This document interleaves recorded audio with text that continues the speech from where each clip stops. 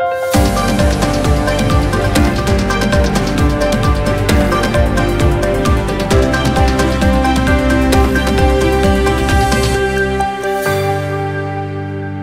मी Anushka. Shankara news चॅनलच्या मराठी बातमीपत्रात आपल्या सर्वांचं परत एकदा स्वागत करते. बघूया आजच्या काही मराठी ठळक बातम्या. अमरावतीत वंचित बहुजन आघाडीच्या जिल्हाध्यक्षांची पक्षविरोधात बंडखोरी केली असून वंचितला जिल्ह्यात मोठा धक्का बसल्याचं पाहायला मिळत आहे. वंचितचे जिल्हाध्यक्ष शैलेश गवई यांनी पक्षादेश धुडकावत महाविकास आघाडीचे उमेदवार बळवंत वानखेडे यांना पाठिंबा जाहीर केला. त्यामुळे अमरावती जिल्ह्यात वंचित बहुजन आघाडीत उभी फूट पडल्याचं पाहायला मिळत आहे. समाजाचा आणि कार्यकर्त्यांचा वाढता दबाव असल्यानं पक्षाविरोधात निर्णय घेतला असल्याची माहिती शैलेश गवई यांनी दिली. वंचितकडून जिल्हाध्यक्ष शैलेश गवई यांच्यावर कारवाई होणार का याकडे लक्ष लागलं आहे. वंचितने आनंदराज आंबेडकर यांना पाठिंबा दिल्यानं जिल्हाध्यक्ष नाराज आहेत. तसंच रिपब्लिकन सेना वंचितच्या कोणत्याच पदाधिकाऱ्यांना मान सन्मान देत नसल्याचा आरोप गवई यांनी केला. दरम्यान आता वंचितचे जिल्हाध्यक्ष शैलेश गवई बळवंत वानखेडे यांचा प्रचार करणार आहेत. आनंदराज साहेबांसोबत आम्ही सदैव आहोत.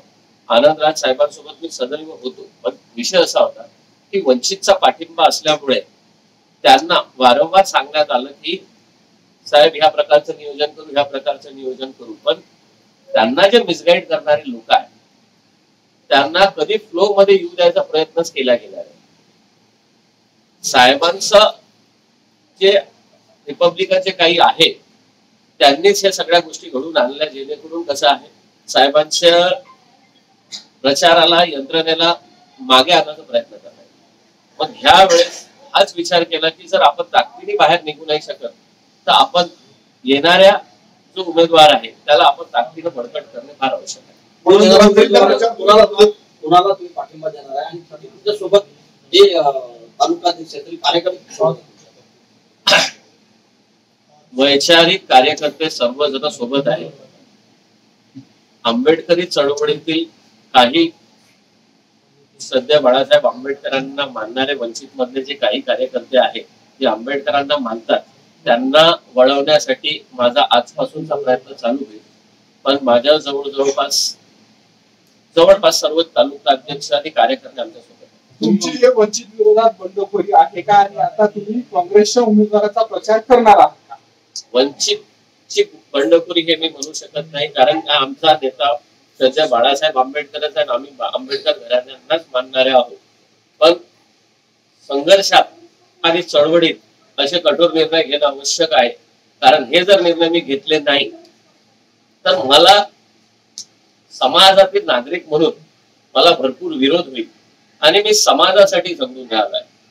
आंबेडकर तर आमच्यात रक्तात आहे, पण आम्ही आंबेडकरांच्या विरोधात नाही चाललोय. आम्हाला लोकशाही आणि संविधान वाचवायचं. बाबासाहेबांनी आम्हाला हेच सांगितलं आहे की लोकशाही बळकट करायसाठी, संविधान वाचवायसाठी जे जे करायचं असेल ते एक समाजातील सुजाण नागरिक म्हणून मी हे करून राहिलोय. मी यासाठी मला कोणता विरोधही झाला, मला पदावरही जरी काढलं आणि मला काही नाही दिलं, माझी काही अपेक्षा नाही आहे. कारण जे काही दिलंय ते बाबासाहेबांनी दिलेलंच आहे. एका पदामुळे शैलेश गवई नाही आहे. फक्त एवढीच इच्छा आहे की ह्या जिल्ह्यात यानंतर आरक्षण राहणार नाही आणि सीट ताकदीनं पुढे चालली आहे.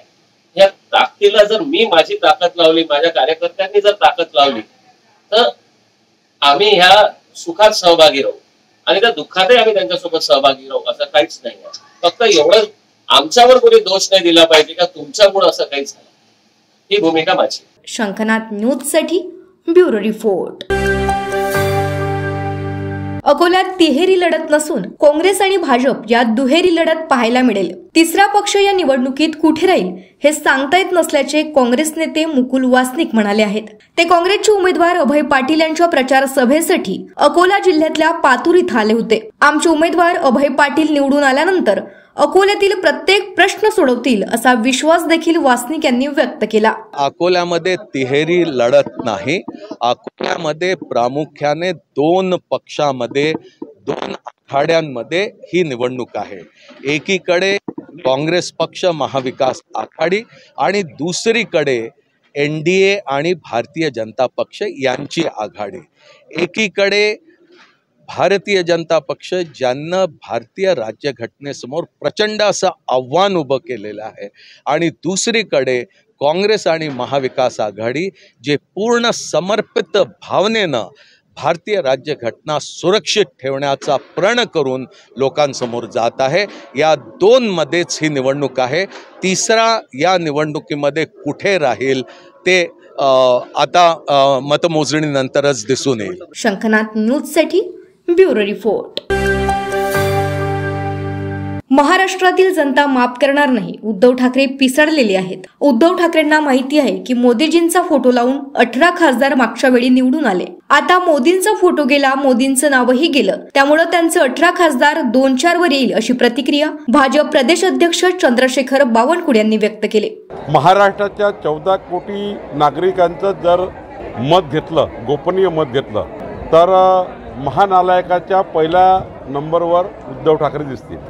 ज्या उद्धव ठाकरेंनी पालघरचं साधू संतांचं हत्याकांड बघितलं आणि तोंड चुप्प बसले राहिले, मुख गिळून चुप्प बसले राहिले, ज्यांनी कोविडच्या काळामध्ये 100 कोटीचा भ्रष्टाचार केला, ज्या उद्धव ठाकरेंनी 14 कोटी जनतेला वाऱ्यावर सोडलं, 2.5 वर्ष पेन नसलेला मुख्यमंत्री या महाराष्ट्राने बघितला, 2.5 वर्ष 2 दिवस मंत्रालयात येणारा मुख्यमंत्री उद्धव ठाकरे यांनी बघितला, तो काय देवेंद्र फडणवीसांना नालायक वगैरे शब्द बोलतो आहे.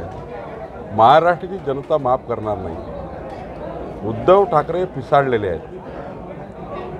उद्धव ठाकरे यांनाही माहिती आहे की मोदींच्या नावावर मोदींचा फोटो लावून मागच्या वेळी 18 खासदार निवडून आले.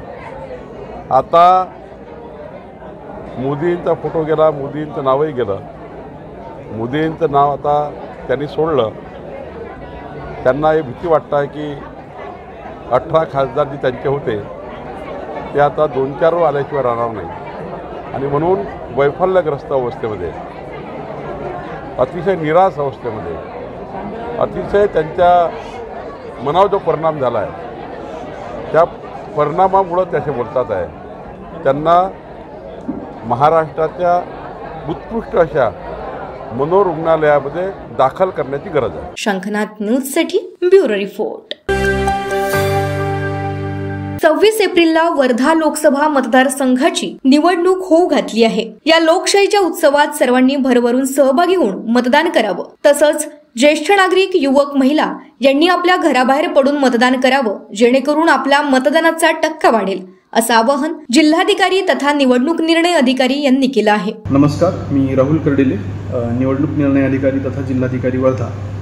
मी वर्धा जिल्ह्यातील सर्व नागरिकांना आवाहन करतो की येत्या 26 एप्रिलला आपल्या जिल्ह्यामध्ये लोकसभेची निवडणूक होऊ घातली आहे आणि आपण सर्वांनी त्या लोकशाहीच्या उत्सवात भरभरून सहभागी व्हावं.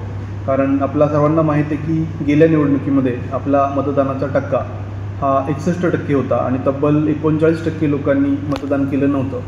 हा एक मोठा आकडा आहे आणि आपल्याला सर्वांना असा प्रयत्न केला पाहिजे की आपण सर्व ज्येष्ठ नागरिक, महिला, युवक यांनी मतदानाच्या दिवशी बाहेर पडून मोठ्या संख्येने मतदान करावं, जेणेकरून आपला मतदानाचा टक्का वाढेल आणि लोकशाहीच्या आणि विकासाच्या या एका प्रयत्नामध्ये आपण सर्व त्याचे घटक होऊ. आपण इलेक्शनच्या दृष्टीने सर्व तयारी केलेली आहे. विशेषतः आपले जे मतदान केंद्र आहे इथं सर्व प्रकारच्या सोयी मतदारांना पुरवण्याचा प्रयत्न केला, जेणेकरून त्यांना कमीत कमी त्रास होईल किंवा त्यांना कुठली असुविधा होणार नाही. तर मी परत एकदा विनंती करतो, आवाहन करतो की आपल्या सर्व नागरिकांनी, वर्धा जिल्ह्याच्या सर्व नागरिकांनी मोठ्या संख्येनं 26 एप्रिलला मतदानाचा आपला हक्क बजावावा. शंखनाथ न्यूजसाठी ब्युरो रिपोर्ट.